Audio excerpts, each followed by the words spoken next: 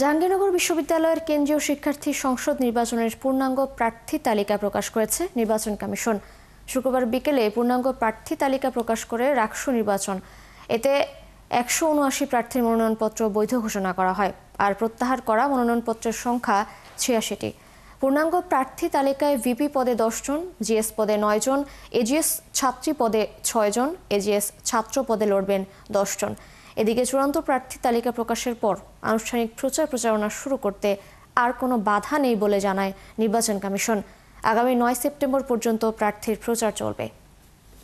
কেন্দ্রীয় শিক্ষার্থী সংসদ নির্বাচনের জন্য 179 জন প্রার্থীর মনোনয়নপত্র চূড়ান্তকরণ করা হয়েছে নির্বাচন কমিশনের পক্ষ থেকে।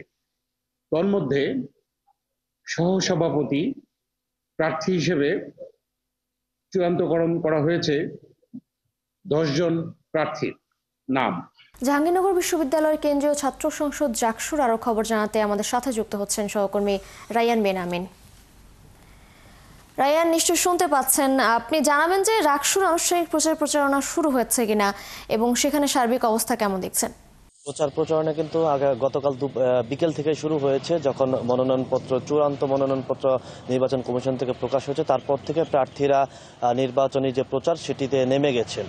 আর এরপর কিন্তু গতকালকে আরও দুটি সংগঠন অর্থাৎ দুটি জোট আত্মপ্রকাশ করেছে, অর্থাৎ তাদের যে প্যানেল সেই প্যানেল ঘোষণা করেছে। এর মধ্যে যারা স্বতন্ত্র প্রার্থী ছিলেন, এরকম স্বতন্ত্র প্রার্থী মিলে তারা একটা প্যানেল দিয়েছে স্বতন্ত্র প্যানেল নামে। এর বাইরে বাম সংগঠনগুলো একটি প্যানেল দিয়েছে, ছাত্র ইউনিয়নের একাংশ এবং সাংস্কৃতিক জোটের একাংশ মিলে আরও একটি সম্প্রীতির ঐক্য নামে প্যানেল ঘোষণা করেছে। তো সব মিলে জাহাঙ্গীরনগর বিশ্ববিদ্যালয়ে এখন পর্যন্ত 5টি প্যানেল ঘোষণা করা হয়েছে, আর আজকে আরও একটি প্যানেল ঘোষণা হওয়ার কথা রয়েছে। তো এর বাইরে গতকালকে বিকাল থেকে যে নির্বাচনী প্রচারণা শুরু হয়েছে, প্রচার প্রচারণা সেটা কিন্তু মধ্যরাত পর্যন্ত চলেছে। প্রার্থীরা ভোটারদের দ্বারে দ্বারে গিয়েছেন। বিশেষ করে বটতলা কেন্দ্রিক বিশ্ববিদ্যালয়ের মূল প্রচারণাটা গতকালকে ছিল বটতলা কেন্দ্রিক। আর রাতের বেলা আসলে জাহাঙ্গীরনগর বিশ্ববিদ্যালয় জমজমাট হয়ে ওঠে দিনের তুলনায়। তো ভোটার বা প্রার্থী সবাই আসলে রাতের সন্ধ্যার পর থেকে বটতলাতে জমায়েত হন এবং সেখানে সবারই আগ্রহ থাকে যে ওই জায়গাটাতে প্রচারণা চালানোর জন্য। আর গতকালকে প্রথম দিন হয় কিন্তু প্রার্থীরা সেই জায়গাটি বেছে নিয়েছিলেন এবং সেখানে তারা প্রচার প্রচারণা চালিয়েছেন। আজকে সকাল 9টার পর থেকে আমরা জানতে পেরেছি যে আবার তারা দলগতভাবে নামছেন। বিশেষ করে যারা প্যানেল ঘোষণা করেছেন, ছাত্রদল, ছাত্র শিবির বা বাকশাস, যারা প্যানেল ঘোষণা করেছেন তারা দলগতভাবে প্রচারে নামবেন। আর যারা হচ্ছে এখনো পর্যন্ত স্বতন্ত্রভাবে আছেন, তারা স্বতন্ত্রভাবে যারা ভোটার আছেন ভোটারদের কাছে পৌঁছানোর চেষ্টা করবেন। আগামী 9 সেপ্টেম্বর পর্যন্ত কিন্তু এই প্রচার চালাতে পারবেন প্রার্থীরা।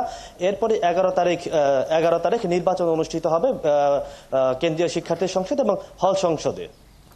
রায়ান, ধন্যবাদ আপনাকে, আপনি সঙ্গে থাকুন। দর্শক, জাকসু নির্বাচনের খবরাখবর জানছিলাম আমাদের সহকর্মী রায়ান বেনামিনের কাছ থেকে।